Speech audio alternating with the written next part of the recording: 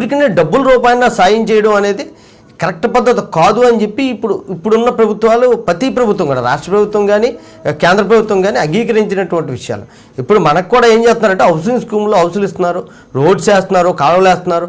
ఈ రకమైనటువంటి సదుపాయాలు, ప్రజలకు అవసరమైన సదుపాయాలను ప్రత్యక్షంగా ఇవ్వడం జరుగుతుంది. కేంద్ర ప్రభుత్వం రాష్ట్ర ప్రభుత్వాలు కూర్చొని మాట్లాడుకుంటే సమస్య పరిష్కారం అయిపోతుంది. ఇది పెద్ద సమస్య ఏం కాదు, చిన్న రాష్ట్రం, దాన్ని ఆదుకోవడానికి సమస్య ఏం కాదు.